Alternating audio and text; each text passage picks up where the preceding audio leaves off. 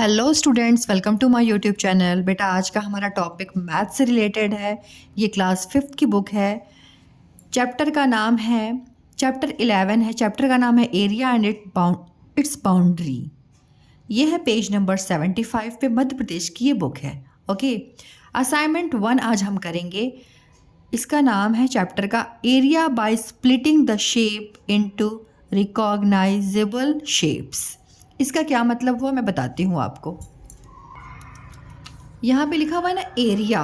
Area का means जैसे आप लोग अभी आप पहले छोटी क्लास में आप थे तो आपको ऐसे शेप्स मिल जाते थे, है ना। और आपको क्या करना होता था, इनकी एरिया निकालनी होती थी, राइट। इनकी एरिया निकालने में एरिया का मीन्स होता है बेटा, जो ये अंदर के ये पार्ट होते हैं ना, इनका हमको निकालना होता है एरिया। ओके, अंदर के पार्ट का। तो छोटी क्लास में आप थे तो इस टाइप के शेप आ जाते थे और आपको बोलता था इसकी एरिया निकालो। तो ये है लेंथ और ये है ब्रेथ। ओके, तो आप एरिया निकालने के लिए हम क्या करते हैं, रेक्टेंगल अगर है तो लेंथ इनटू ब्रेथ। लेंथ और ब्रेथ से हमारा क्या होता था, एरिया निकल आता था। ठीक है, मैं एरिया पूरा लिख रही, मैं ए लिख रही हूँ। Okay right. एरिया के लिए हम एल इंटू बी करते थे, लेकिन अब आप क्लास 5th में आ गए हो तो देखो आपको इस टाइप का शेप मिला हुआ है। और इस शेप में क्या करना है ना, इस शेप में आपको स्प्लिटिंग करना, एरिया बाय स्प्लिटिंग। अब आपको ना स्प्लिट करना है। स्प्लिट करना मीन्स अलग करना है शेप को, रिकॉग्नाइज करके आप पहचानो। बट इस टाइप का बेटा ये शेप है। अब ये देखो शेप ये कहाँ पे है, ये है आपका शेप। यहाँ पे देखो पूछ रहा है ना, find the area of the shapes given below. ये जो शेप गिवन है इसकी पूछ रहा है एरिया आप बताओ। ओके, तो मैंने यहाँ पे ड्रॉ इसलिए किया हुआ है कि आपको ज़्यादा अच्छे से बेटर समझ में आए। ओके, हम ये क्वेश्चन नंबर 1 कर रहे हैं। ये 1 लिखा हुआ है ना बेटा, यही हम कर रहे हैं इसमें। ओके, यहाँ लिखा हुआ है देखो, find the area of the shapes given below. Find the area of the shapes given below. जो यहाँ बुक में है उसी चीज़ को मैं कॉपी में आपको समझा रही हूँ। ओके, ये शेप है ना, यहाँ पे देखो मैंने यहाँ पे शेप ड्रॉ किया हुआ है। ओके, अब देखिए यहाँ पे ये शेप, इस शेप में देखो ये शेप है और ये शेप है, दोनों के बीच में डिफरेंस दिख रहा है ना आपको। ये सिंपल शेप है, ये थोड़ा सा चेंज कर दिया गया है। ओके, अब इसमें आपको क्या करना है, आपको रिकॉग्नाइज करना, आपको पता लगाना है, आपको स्प्लिट करना है। जैसे स्प्लिट करना मतलब तोड़ना है। तो आप देखो, अगर आप ऐसे अगर खींच दो लाइन यहाँ पे डैश डैश करके, ओके, तो एक ये छोटा सा एक रेक्टेंगल बन गया और एक ये बिग रेक्टेंगल बन गया, है ना। इसी चीज़ को आपको करना है बेटा। आपको शेप्स में तभी तो आप निकाल पाओगे। एक बिग रेक्टेंगल हो गया और एक स्मॉल रेक्टेंगल हो गया। ओके, 2 रेक्टेंगल्स हो गए। अब आपको इनकी एरिया निकालनी होगी। ओके, तो इसका फर्स्ट स्टेप क्या होगा, अब आपको इस शेप की एरिया निकालनी है, इन दोनों शेप्स की। ओके बेटा, तो इसको आपको लिखना कैसे है, तो देखिए आपको फर्स्ट स्टेप आपको लिखना होगा। फर्स्ट स्टेप में this shape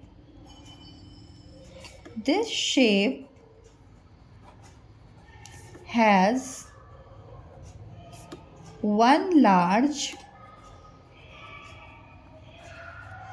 rectangle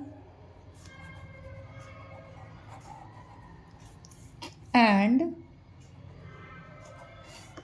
one small rectangle.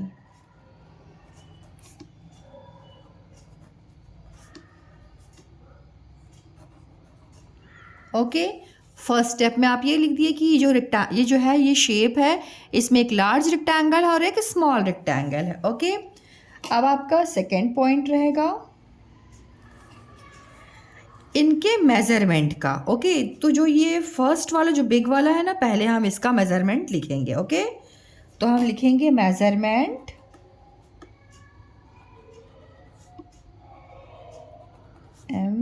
MENTS, measurements. Spelling आप बोल के लिखा कीजिए तो मिस्टेक नहीं होगी आपसे। Measurements for the first rectangle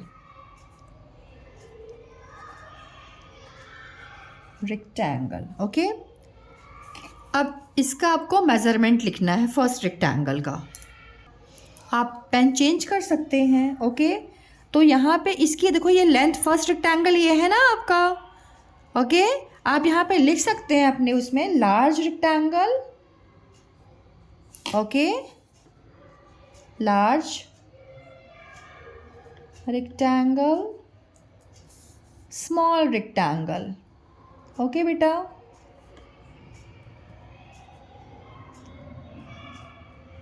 अब लार्ज रेक्टेंगल की आपको मेज़रमेंट लिखनी है, तो ये है लेंथ, ओके। तो आप यहाँ पे लिख दीजिए लेंथ, LENGTH होता है बेटा, स्पेलिंग को ध्यान रखिएगा, ओके।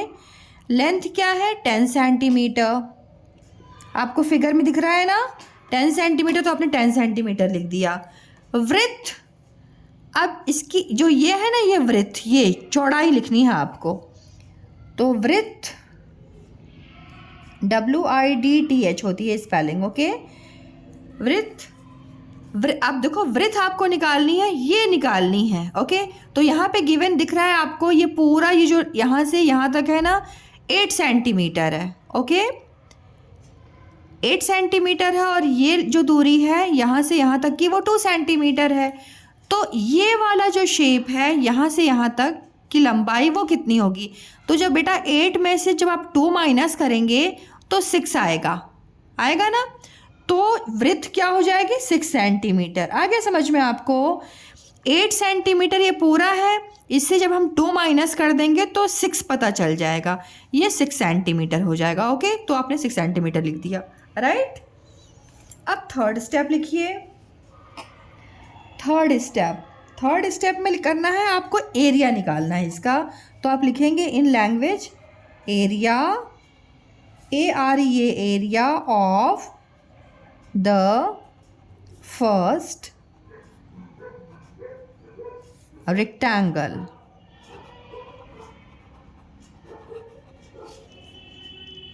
डैश करके। अब देखो ये लिखा हुआ है ना, तो आप लिखोगे 10 सेंटीमीटर इंटू 6 सेंटीमीटर, ओके बेटा।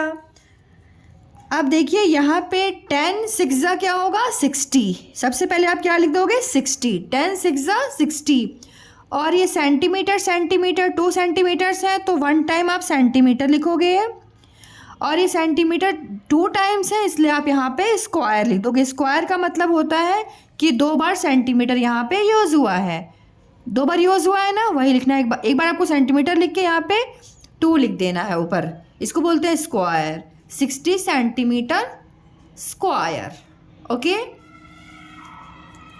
फिर फोर्थ लिखिए। अब देखिए यहाँ पे क्या हुआ, आपने ये कंप्लीट कर दिया, इसकी एरिया निकाल दी लार्ज वाले की। अब आप स्मॉल आपको लिखना है, ओके। तो आप लिखेंगे मेजरमेंट फॉर द, मेजरमेंट की स्पेलिंग ध्यान से लिखिएगा, बच्चे बहुत मिस्टेक करते हैं, स्पेलिंग बोल के लिखिए MEASUREMENTS,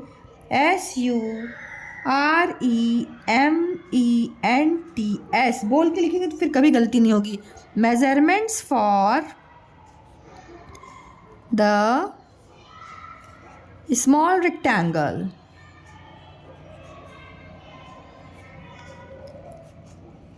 स्मॉल रेक्टेंगल, ओके बेटा। अब इसके लिए आपको फिर से लेंथ लिखनी होगी, लेंथ और वृत्त, ओके। अब लेंथ क्या है इसकी, देखो ये है लेंथ 3 सेंटीमीटर, तो आप लिखेंगे 3 सेंटीमीटर, और वृत्त क्या है 2 सेंटीमीटर, तो आप लिखेंगे 2 सेंटीमीटर, ओके।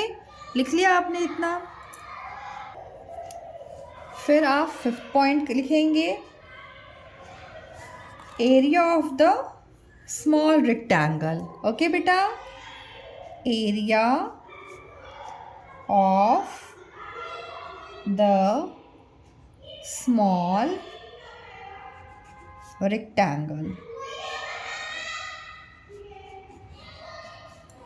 ओके। अब इसकी एरिया निकालने के लिए आपने लेंथ लिखा था ना पीछे, तो लिखिए आप 3 सेंटीमीटर इंटू 2 सेंटीमीटर।